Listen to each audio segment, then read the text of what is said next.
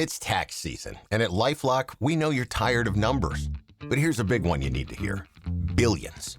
That's the amount of money in refunds the IRS has flagged for possible identity fraud. Now here's another big number. 100 million. That's how many data points LifeLock monitors every second. If your identity is stolen, we'll fix it guaranteed. One last big number. Save up to 40% your first year. Visit LifeLock.com/podcast for the threats you can't control. Terms apply. Predator Badlands, now streaming on Hulu and Hulu on Disney+. Here, you're not the predator. You're the prey. Prey. Prey. Prey. Prey. Prey. Prey. Prey. Critics are saying it's epic, stunning, and breathtaking. Many have come here. None have survived. Predator Badlands, now streaming on Hulu and Hulu on Disney+, rated PG-13. CRM was supposed to improve customer relationships. Instead, it's shorthand for can't resolve much. Which means you may have sunk a fortune into software that just bounces customer issues around but never actually solves them. On the ServiceNow AI platform, CRM stands for something better. With AI built into one platform, customers aren't mired in endless loops of automated indifference. They get what they need, when they need it. Bad CRM was then. This is ServiceNow.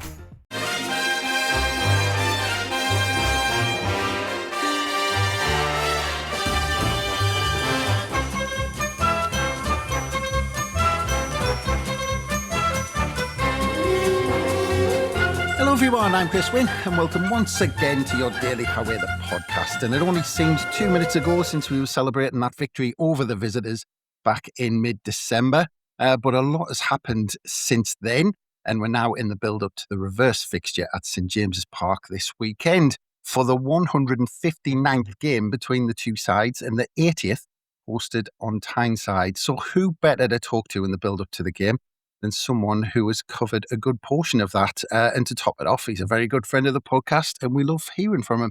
So we're very glad to have Ian Murtagh with us. Hello, Ian. Well, I can officially declare I haven't been to all 159 games. Been to quite a few of them.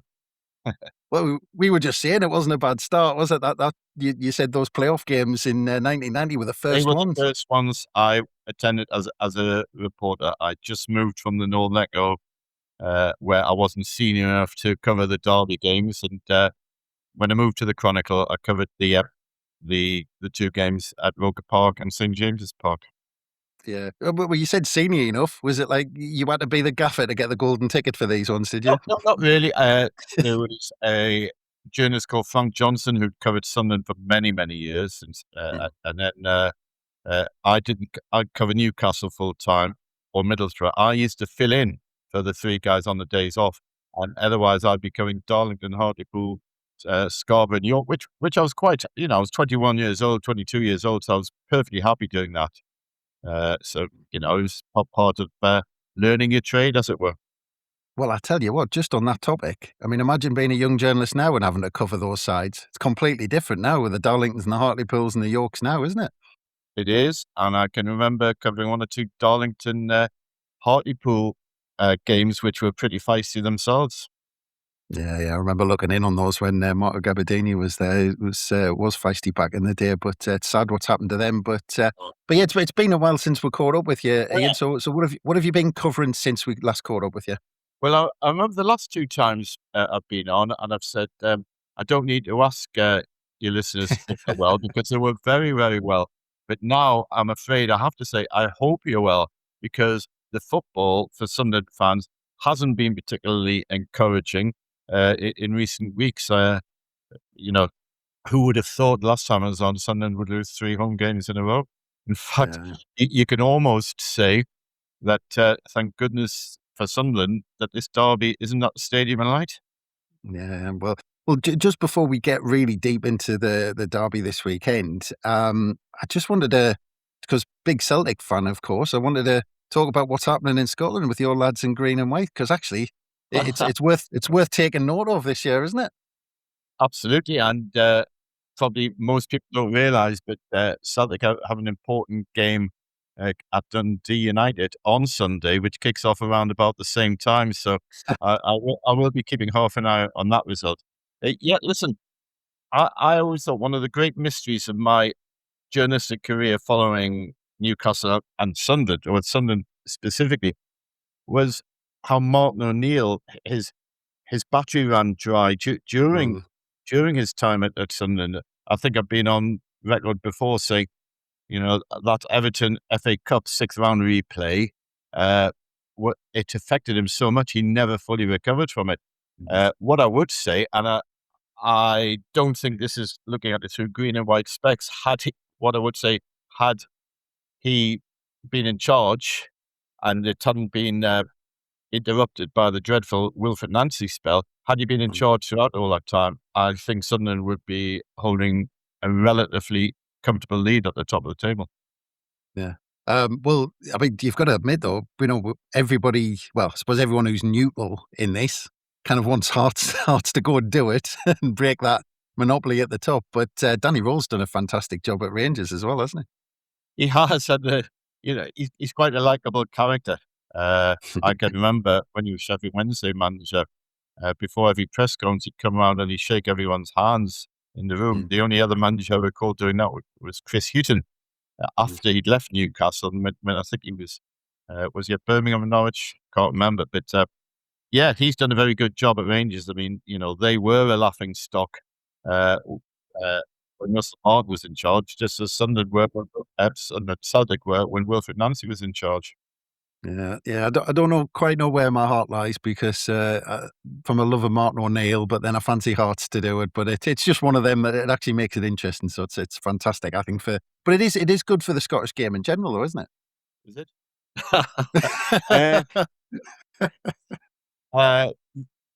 Yes, of course I can see that argument. Of course I can.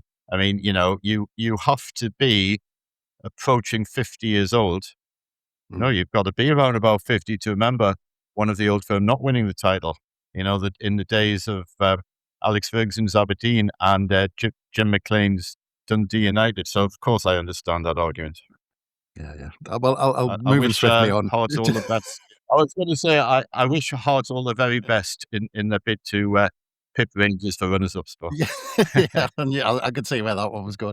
But yeah, anyway, let's get back into Sunderland, because as you said, we talked to you after the West Ham game in London, which was a pretty dire performance. Yeah. And at the time, that was the 6th defeat of the season in Sunderland's first 23 Premier League games. Sunderland have lost 5 in the 7 games since then.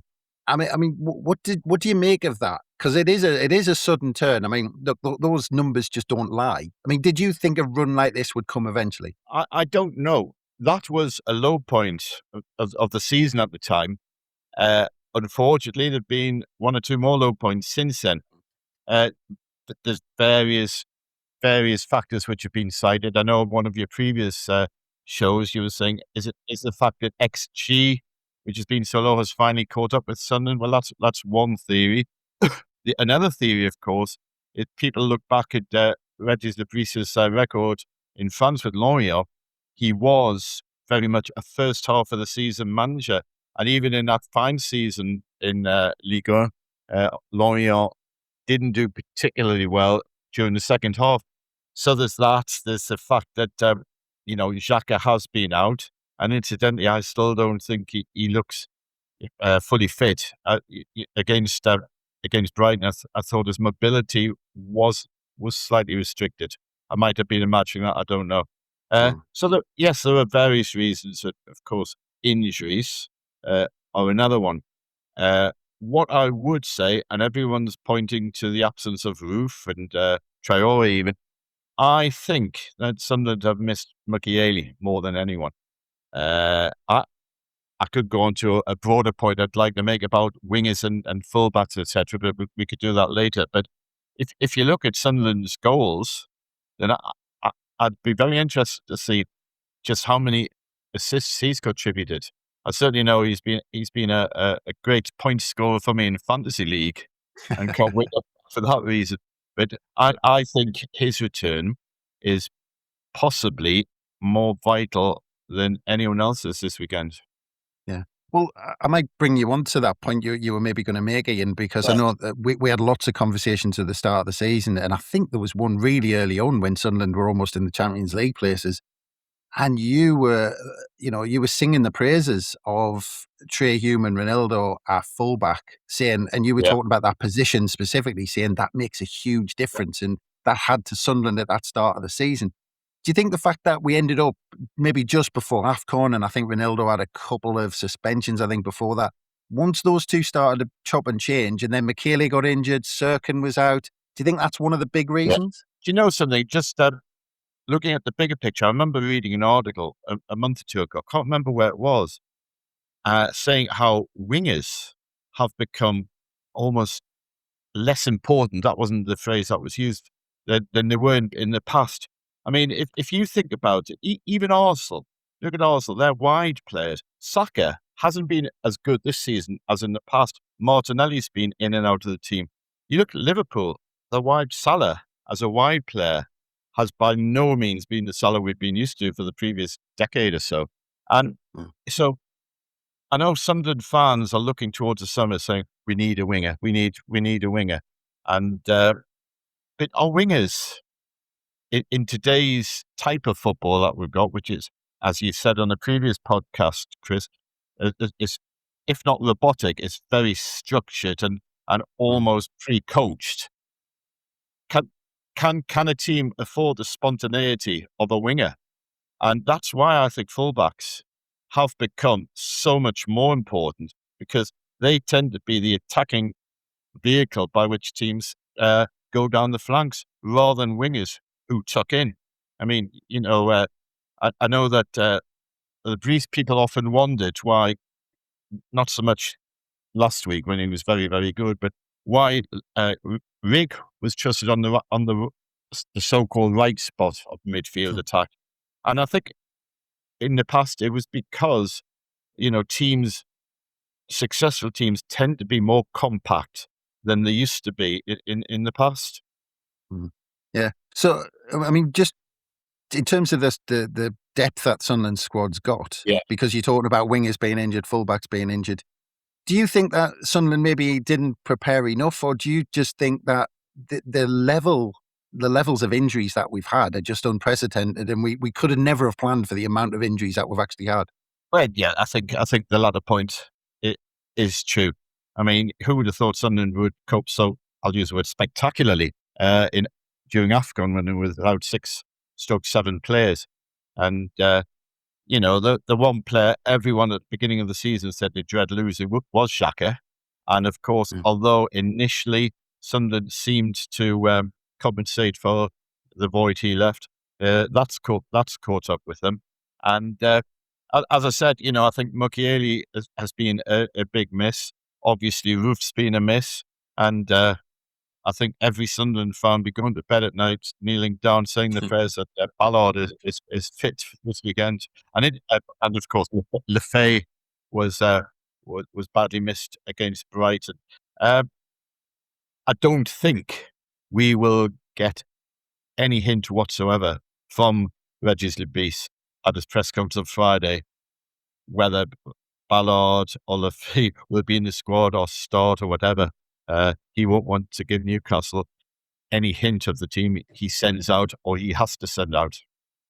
Yeah. Well, we'll get onto the impact of those injuries maybe when we get into the game specifically. But just because you did mention Granit Xhaka and obviously the impact, nationally everybody was talking about him at the start of the season and the impact he was having on Sunderland. But do you think that not just his injury being a blow because he's a very, very good player, but the impact he has on other players, because you can almost see that when he's in the side, the rest of the players, their confidence levels grow. And if he's not, it's almost like, oh, well, we haven't got Granit Xhaka in the side, so we are less of a side. And the other thing you threw in there as well, is there an impact if the players think, well, Xhaka's been rolled out 70% fit and we know he's not fit? Yeah, I think there is again, there's a truism there. The wonderful ability he has is to be there for his teammates. I don't mean there just in the dressing room. I mean, when in the midfield traffic, he's always willing to take a pass. He's there to support his defence. Now, of course, he's not going to be someone who runs beyond Robbie for goals. That's the task of other players. But he's just an omnipresence in that engine room for Sunderland, and he's a reassuring figure. He's a composed figure, and he has that ability to dictate the tempo as well as to break up play by the opposition. Yeah, well, the manager's hinted a lot recently that they've been monitoring his minutes and how much football he gets on the pitch. And it's funny because when I hear things like that, I think of the type of medicals that Paul Bracewell had at Sunderland and Newcastle, where it's basically asking, "Are you all right?" "Yeah, right, that's fine." Tick the box, get him signed. But do you think that sort of talk gets into players' minds? That, if you say, "Well, we're monitoring his minutes and we're monitoring him," that actually a player goes, "Oh, well, I'm not fully fit." There's no way of knowing, really, is there, Chris? But clearly, we haven't seen in the last few weeks the same Xhaka we saw. Well, for instance, in the Weird Time derby in early December, when he was such an influential figure on the pitch. We haven't seen that. Now, is it a case of teammates saying, let's give him a bit of a breather and I'll pick somebody else? Or is it a fact of the look up and Xhaka isn't there when 3 or 4 months ago he was always there, willing and waiting for that pass? Yeah. Well, just a general one before we go into the break, Ian, because you did mention about fullbacks being important, maybe wingers being less so. Just in terms of the football style that Sunderland have played, and if you look at Arsenal as well, top of the league in what they're doing, we talk about football styles coming around in cycles. What's your feeling about the Premier League this season and where it's going? Because obviously a peek behind the curtain, we're recording before Newcastle's second leg, but we've seen the first day of the second legs for the other English sides, and they haven't gone particularly well. I mean, where is the Premier League in terms of that cycle of style of play at the moment? Yeah, I think you can overanalyze, but I would suggest that this season football has become more science than an art form, in that the football is less off the cuff and instinctive, and more, should we use the expression pre-prepared? But yes, I mean, I do think that players are instructed, restricted in the way they play now, in a sense. And I know on your podcast, was it today's podcast, someone mentioned, where are the James Maddisons of this world? That number 10 who could just float through the game. And in the past, you had the great players. In the 70s, you had the Tony Currys, the Stan Bowles, etc. Then of course in the 90s, you had the Gascoignes, etc. What I would say is, and I can always remember back when the Crazy Gang were around, and I was no real fan of them, but I remember Dave Bassett, when he was manager of Wimbledon, he said, "Why is it when Glenn Hoddle lofts a 60-yard pass upfield, it's seen as a magnificent assist, and when his players did, it was seen as a big hoof upfield?" And I can see that point as well. Clearly, there is an obsession with data now, and XG being one of them, and throw-in set pieces, just how effective they can be. And earlier this season, of course, Mukiele's throw-ins were a dangerous weapon. Although I think I'm right in saying that the goals stemming from long throws, not just from Sunderland but Brentford as well, I think they have dried up a little bit. Yeah. I'm just dreaming of that cycle coming back, of the long diagonal and hitting the big man up top and flicking it down to a little man. That's what I dream of in football. But anyway, before we get into detail with the game in hand on Sunday, we'll take a quick break. So we'll be back very soon. Start your day with Quaker Protein Instant Oatmeal. The instant oatmeal ready to help you tackle whatever your day brings. Like wrangling your toddler into their car seat. That was fun. Coaching your 6th graders soccer team. Go girls! And carrying all the groceries in one trip. Whew. Try Quaker Protein Instant Oatmeal, Granola, and Bars. Great taste and a good source of protein. Quaker, bring out the good. LinkedIn is pretty great at a lot of things, like helping you tap into the latest trends and insights in your field. We cannot stop your coworker from tapping her pencil. LinkedIn can help you find new jobs that align with your career goals. We cannot help you find the source of that weird smell in the office fridge. Ew. And while we can't stop your coworkers from bringing their hobbies into the office, LinkedIn can help you bring your career to the next level. LinkedIn is the network that works for you. Instagram teen accounts have automatic protections for what teens see and who can contact them, plus time management tools. And Instagram will continue adding built-in safety features to help create age-appropriate experiences.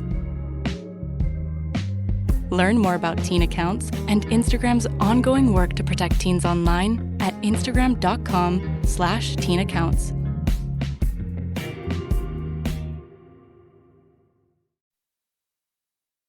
And welcome back to How We're the podcast. And we're just about to get into the game, Ian. But just first on Register Brisk, because we talked about them there, we talked about style of play. And actually recently, because of, we're talking about, what is it? And I just said it there, but it's like something like 5 defeats in 7 games or 4 defeats in 6 or something like that, whatever it is. There's been a few people questioning Register Brisk. Now, when you say it out loud, in his first attempt, he got Sunderland promoted. And then with 9 games to go, he got them to 40 points. Now, surely when you say that out loud, he shouldn't be questioned, but there are questions being asked. Yeah, in the same way that Liverpool fans are questioning Arne Slot this season, and many wanted a change at Anfield as well, just 12 months after he won them the title. So, let's face it, football fans, we're a demanding bunch, aren't we? We're a demanding bunch. And I'll class myself as a fan there, it's ridiculous. People, they want swashbuckling football, lots of goals, clean sheets, and silverware. That's something fans. I don't think they're asking quite that much at the moment. But listen, questions can be asked, or allowed to be asked. But you, as you've correctly said, Chris, you look at the bigger picture, and you say, the man has fulfilled already his mission for this season.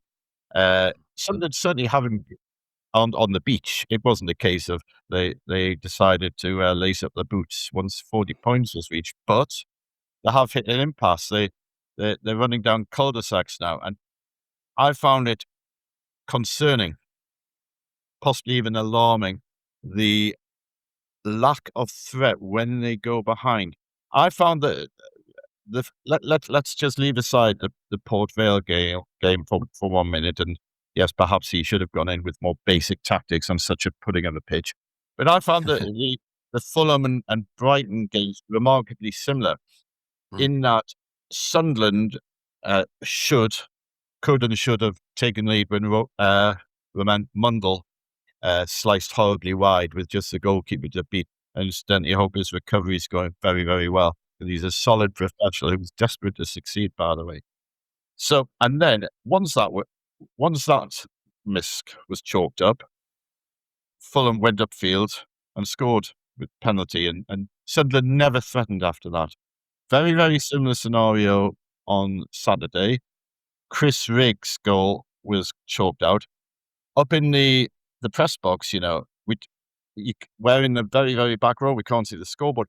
I must have been the last person in the ground to know VAR would check it, I was busy thinking of what to write, and I was so thrilled for Chris Rigg. So it was such a disappointment. But again, once Brighton went ahead, Sunderland looked, and there's no getting away from this, a very, very poor team. Having looked a reasonably good team without scaling any heights in the previous 55 minutes. Yeah. Well, I mean, actually, I think it was last week's press conference. You talk about that threat, and Register Brisk said last week in that press conference, he said first season in the Premier League. And I think the way he put it was, he said he's not going to have the right luggage to begin with. So he said he focused on being solid defensively so we wouldn't start games being 2 or 3 goals down.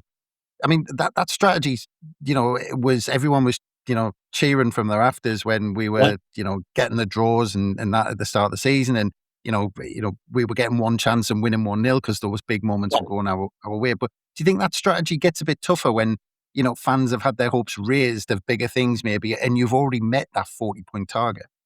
The big danger of that strategy, and I'm not, by the way, criticising that strategy, I think it was the correct one, but the big danger is if you go into a game looking to win 1-0 and you don't get that one goal and you have one slip up at the back and you lose it 1-0, then it becomes a very dull, bad defeat. But no, listen, Sunderland have had and still do have to a large extent a very solid defence. Even if you look at Saturday's game, I thought Alderweireld played well. Ballard, until he was injured, played well, and the two fullbacks were pretty decent too. So there's not so much wrong in that department.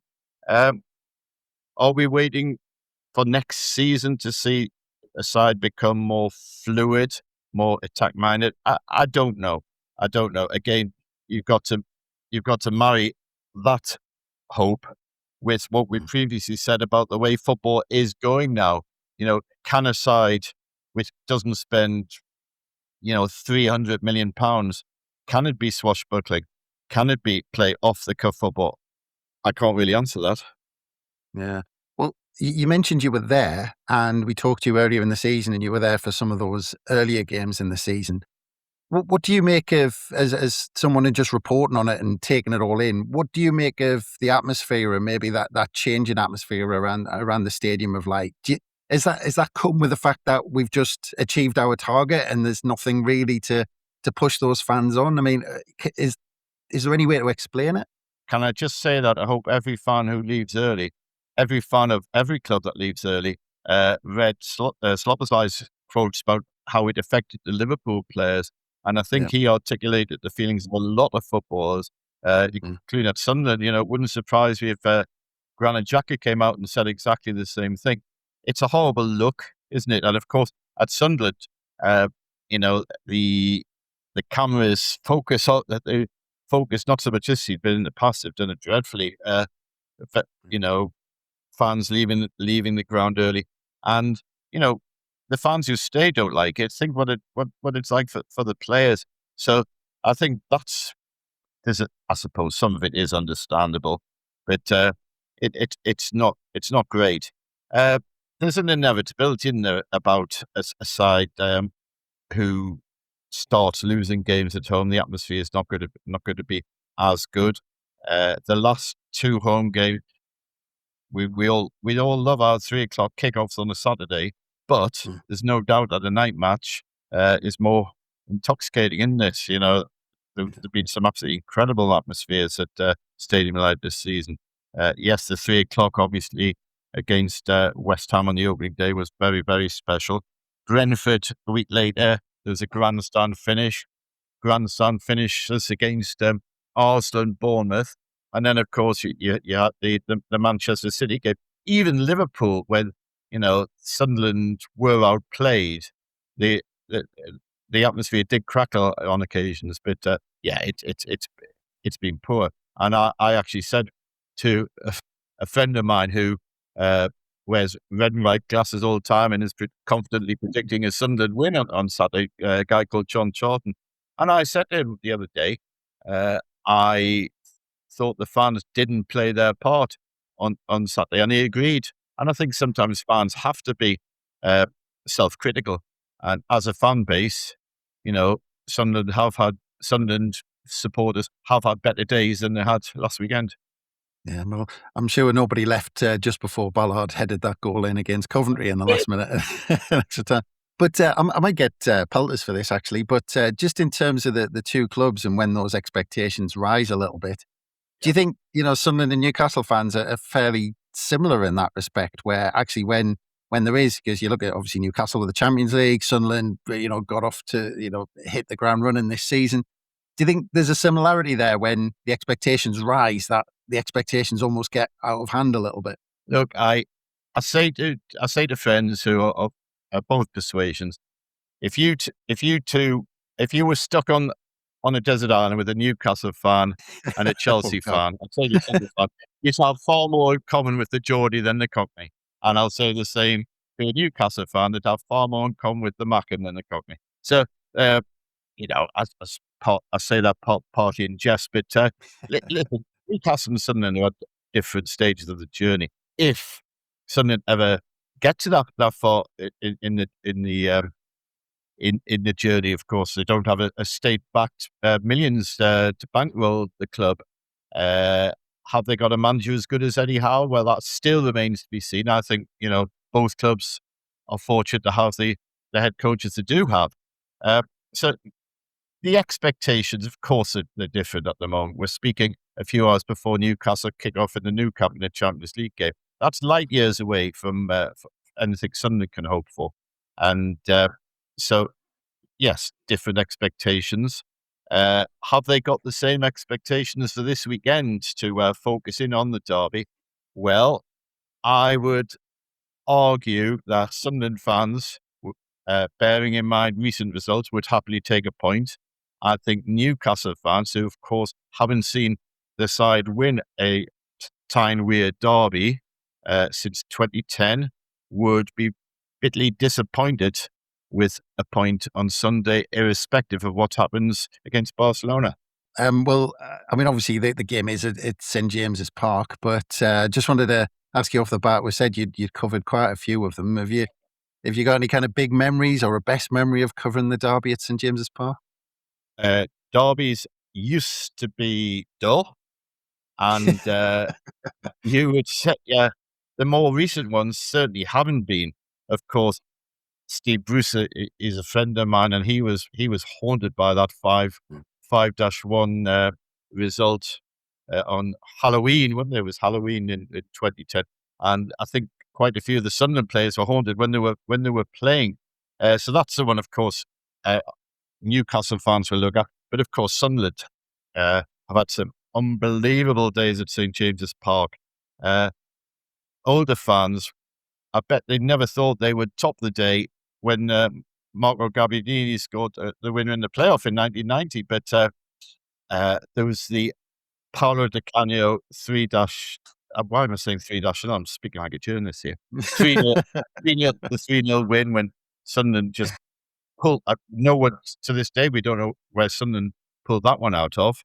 And that of course had the drama of Di Canio's knee slide and everything like that. I was talking to Alan Pardew, funny enough, a few weeks ago about those results, and he said, they are still mental scars. Losing a home derby, he said they hurt every bit as much as the cup final defeats when he was at West Ham and Crystal Palace.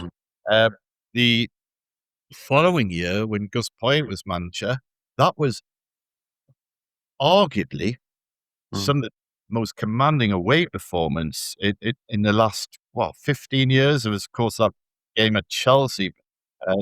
Beat a few, but Sunderland were just so much on top that day.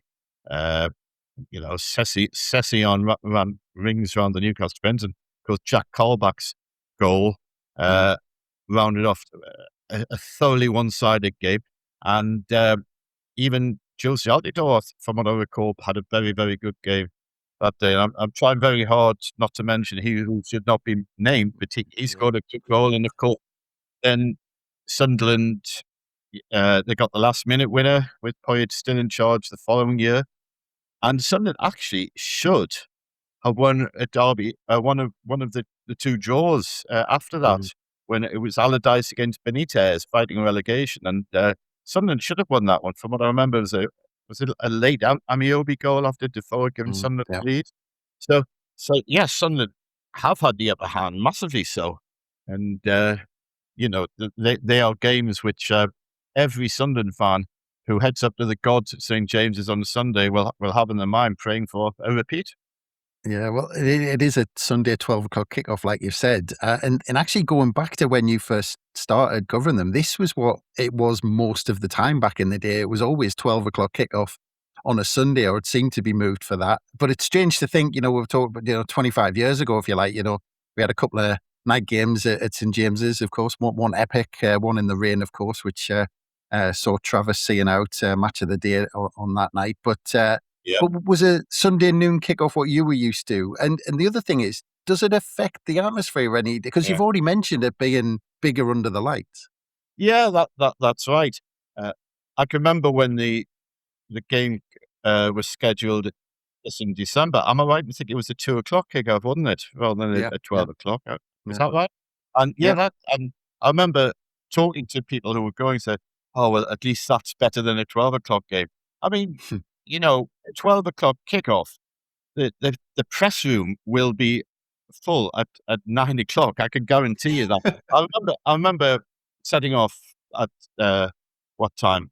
Just after 11 for the Stadium of Light game in December, and someone ringing me said, "Don't bother go to the press car park; it's already full." And so, so it yeah, it's crazy. Sunderland fans, they'll be like, having to get up early, but let's face it, that's the same for any away game, isn't it? For when you're living in the northeast, it's there obviously police advice, but will it be any different? It probably wouldn't be quite as good as if it was at night time, but it is a derby, and both sets of fans will sing the hearts out.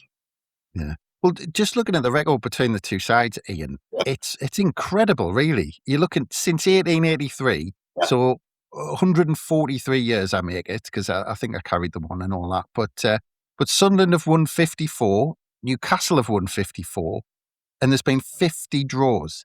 Now, I'll leave it to people who are Yeah. paid to research these things, to see if there's a tighter rivalry out there somewhere. But that's incredible over that time frame, isn't it? It is incredible, and believe it or not, the Old Firm one is remarkably similar to that. If you check Right. that out, it's there's I don't think there's more than one in it. And of course, again, you had a period of Celtic ascendancy.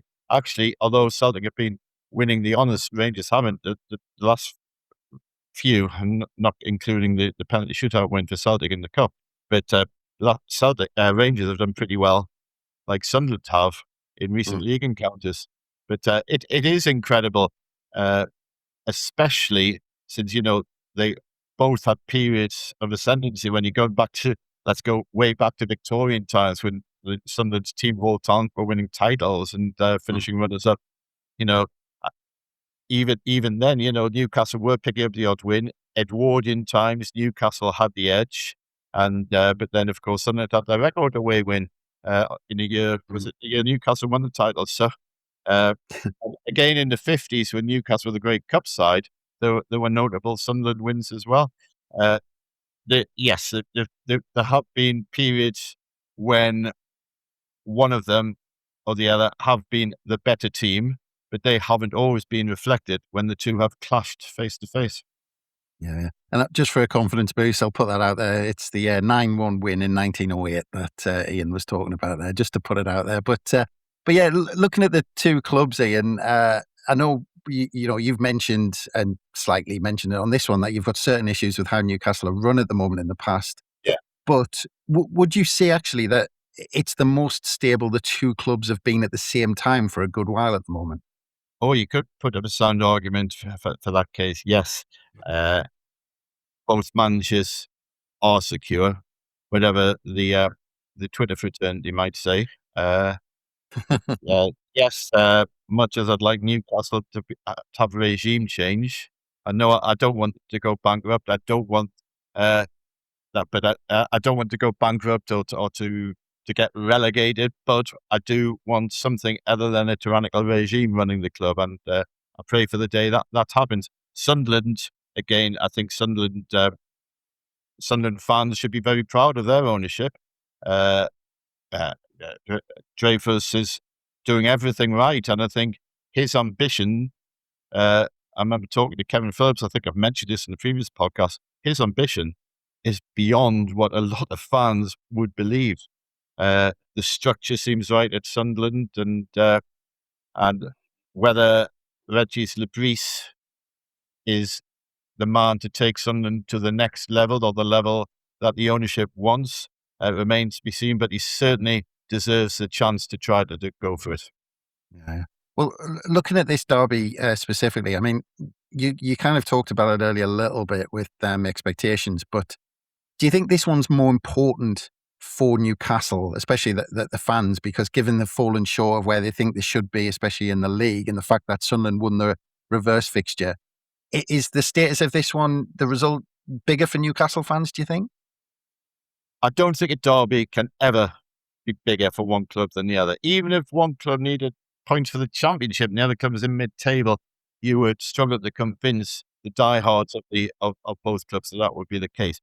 What I would say now is that whatever happens against Barcelona, and we are speaking hours before kickoff in Nou Camp, Newcastle will believe that they could qualify for Europe through the league after beating Manchester United and then winning surprisingly at Chelsea on Saturday. I would argue Sunderland fans, that ship has sailed, and I don't think many Sunderland fans realistically think Sunderland can finish top 8 if 8th spaces gets Conference League qualification. That doesn't mean the game is more important for one or the other. Yeah, so just because there's 2 points between the two sides, let's say Sunderland come out with maximum points. Yeah. I mean, would that because Sunderland would then go above Newcastle and a point ahead. Would that put a massive dent into Newcastle hopes and maybe get Sunderland fans thinking, actually, what is available this season for us to achieve after that 40-point target? Yeah, absolutely. And again, you've got to mention the fact that as we speak, there's such a huge game, which Eddie Howe says the biggest game in Newcastle history tonight. And but Newcastle will have started this season hoping they're going to get silverware. They were the Carabao Cup holders, and they had their eye on the FA Cup. Now, they lost to an outstanding Manchester City side at St. James's Park, but Sunderland fans, of course, had only 24 hours to gloat after the Port Vale debacle. But listen, at the beginning of the season, as we've said numerous times, Sunderland fans would have been your hand up for 16th, 17th place. Sunderland aren't going to finish 16th, 17th. They might finish 14th. They might even finish 15th. But, Sunderland have succeeded in the one key mission that they set out on back in August. Newcastle, where they are bigger fish to fry. And that's not insulting Sunderland. As we've said, the club are at different levels at the moment. Sunderland will continue to build as a club. But right now, their priorities aren't particularly the same as Newcastle's. Yeah. Well, going back to the game at the Stadium of Light, there was, of course, a huge reaction, as there always is, I suppose, to get one over your rivals like that. But there was, of course, the photograph that Sunderland took on the pitch, and the fact that the club put visitors on the scoreboard and all of that going into the mix. I mean, is all that going to be used as fuel for Newcastle on Sunday? I have heard that War Flags are planning the most spectacular display yet on Saturday. And of course, every facet of the Newcastle will want to outdo Sunderland in terms of the occasion, forgetting what happens on the pitch. Sunderland played a blinder in December. Yes, there was the cheekiness of the visitors on the scoreboard. There was the immature but wonderful sense of revenge with the team picture. And I've no doubt, listen, if Newcastle win, their fans will demand a team picture on the pitch. If Sunderland win, Sunderland's fans will undoubtedly demand another picture on the pitch. I think that will happen. I think that will happen. But I forgot what the question was you asked, Chris, but the point I'm making is,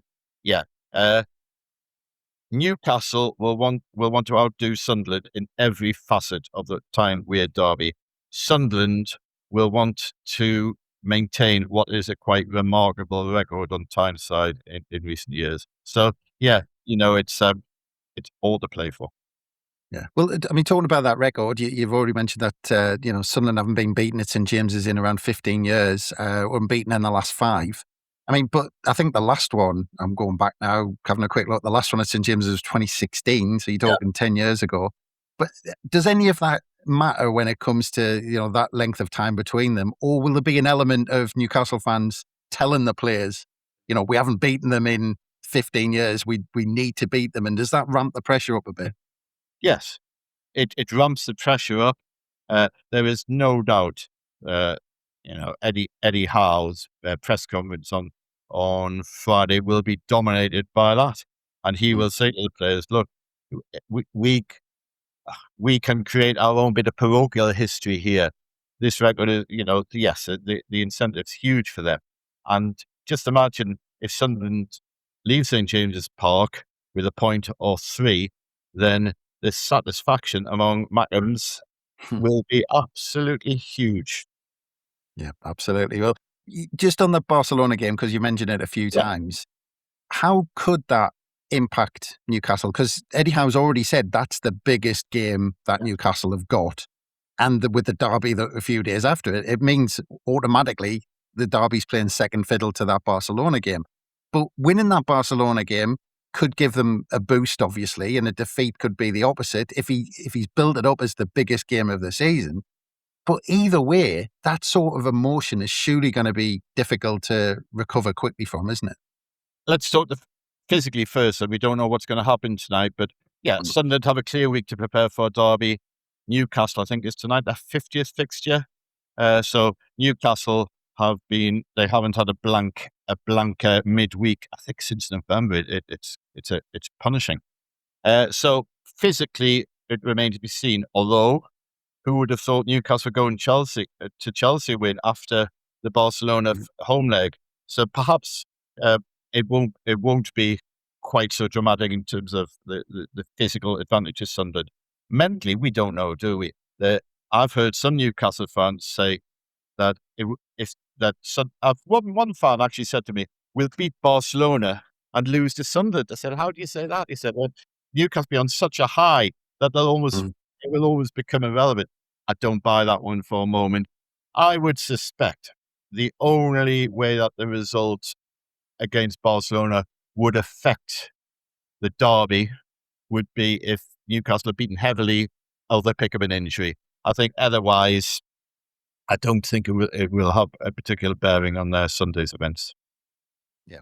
Well, looking at the two sides, Ian, I mean, you probably know Newcastle's kind of side and set up much better than I do because I only keep an eye on the result, to be honest, if I'm completely honest. But where's this game going to be won and lost? Because obviously, Sunderland walking wounded in some senses, or some players might be coming back fresh. You never know from those injuries, so you never know how that's going to work. But where is this going to be won and lost? Let's not beat about the bush. And I could say all sorts of nice things. Sunderland be fine. But Newcastle are going into this game with a more positive mindset than Sunderland, irrespective of events in Spain. Newcastle are going to the game in better league form than Sunderland. Newcastle are at home. Right. So that's an argument for suggesting this could be a comfortable home win. But, Sunderland, of course, how ironic that Sunderland now can say, well, our away form in the league, and I'm conveniently forgetting Port Vale, is better than our home form. Sunderland were attractive. They didn't play particularly well at Leeds, but they were solid as a rock, and every fan would settle for that efficiency at St. James's Park. And of course, at Bournemouth, I don't think too many Sunderland fans thought they got a point that day. They played well. What I would say when you're looking at this game is Newcastle, and I checked through the record just to see that I was right here. Newcastle don't lose home games 0-1. If Sunderland are to win, I don't think, could be proved spectacularly wrong, of course, I don't think they'll do it by shutting out Newcastle and nicking an odd goal from a set piece, a 25-yarder, whatever. The teams that have done best against Newcastle, and I'm not looking at the Liverpool's, Manchester City's. Brentford, they won 3-2. Everton won 3-2. Newcastle are at their most vulnerable and they have been for most of the season just after they have scored, taken the lead even. So I don't think Sunderland could go there with a game plan of just parking the bus, hoping to nick a win. I think Sunderland will have to play well, and that their midfield and attack has to be as good as a defence normally is. Yeah. Well, just while you were talking there, Ian, I was just looking and looking at Newcastle's home form, and only 3 sides have scored more at home this season, but only 3 sides have conceded. That's right. Yeah. More than Newcastle in the Premier League this season. I mean, does that tell you everything about how they're set up? It doesn't necessarily tell you about how they're set up. It tells you about their mindset. They aren't getting the same momentum from a goal that they have in previous years. I mean, I remember covering a game when were they 4-5-0 up against Tottenham inside 30 minutes, and it was just like as soon as the first one went in, you sensed the floodgates were opening. You haven't sensed that at St James's Park, particularly this season. But again, those stats that you've just mentioned, it does show Newcastle are a very dangerous side going forward, but they can be vulnerable at the back. Yeah. Well, I mean, I'm not going to ask you for a prediction because I think Kevin Phillips said in the Echo, I think he was saying everything just goes out the window for these and anything can happen. But how do you see the game kind of playing out? What type of game do you think it is? Do you think Sunderland are just going to, do what they did against Leeds and just set up like that and wait for their chance? I hope I'm wrong, but I think Reggie Sabri's game plan will be with the emphasis on keeping a clean sheet. Now, of course, you've got to try and keep a clean sheet. That's what every manager wants at kick-off time. But Sunderland, it won't be a good day for Sunderland if their game plan is that limited. Yes, they have to play like they did. Maybe like at Forest. And again, I'm contradicting myself there because I said I don't think Newcastle will lose 0-1. But yes, Sunderland. Listen, it's very simple. Every single player in a red and white shirt, and I'm praying that they do play in red and white because I'm a traditionalist. Every player has to be on top of this game. Now that hasn't been the case for a few weeks now, and I think Sunderland. A few individuals will have to rediscover the form they showed back in the autumn if Sunderland to get anything out of this game. Yeah, Andrew will be pleased to hear you say that because on our Room 101 he did put wearing away tops when you don't have to. I heard, digressing here, I heard your Room 101, and if I was on, do you know what it's a real bugbear for me when people talk about he's a number 6, he's a number 8, he's number 10. Now, if they're going to do this, let's go back to having numbers 1 to 11. But how can a number 63 be a number 8 or a number 10 be a number 14? They introduced squad numbers rather back, I think it was in the early 90s. So let's call people an inside forward. I remember putting the word schema in the paper, got taken out by a sub, and it's about 10 years ago. So it shows how old I am. But yeah, I mean, all this number 6, number 8. I mean, if you're going to have that number on the back of your shirt, but I find it ridiculous. That's it. No, nobody under the age of 30 will know what you're talking about when you. But we'll have to get you on for one of them, Ian. We'll have to get you on for a Room 101. You've already started. But I assume you're going to be there on Sunday. I am going to be there on Sunday. Am I looking forward to it? In many ways, yes. In other ways, no. I just hope there's no fans because we're talking about 2 of the best sets of fans around, and I hope that the derby off the pitch is remembered for the best of reasons: a raucous atmosphere. Yeah, that's it. Especially with the scenes we saw between Rangers and Celtic, you hope that's a lesson and that people take heed of, and everyone behaves, and it is a good day. Let's put it this way: if Sunderland fans attempt to run onto the pitch, there'll be a few broken limbs, won't they? Because they're so high up, so they'll have to jump out. I don't know how they'll get onto the pitch. And speaking of 1990, that was one to report on there, wasn't it? Ooh, I've spoken to the likes of Gary Bennett about that, and that was pretty frightening. That was pretty frightening because there was no doubt Newcastle wanted to get that game abandoned. Yeah. And I think Gary Hours on the right-hand side's never ran so fast when that final whistle went to get to the other side of the pitch. I know. I'll tell you, But, just to end of that, if anyone looks at YouTube clips of that, and as they're walking down into the tunnel at the end, I think it's at the end of the game rather than after the pitch invasion, and you can see they're now colleagues on Radio Newcastle, John Anderson and Gary Bennett, arm in arm, talking to each other.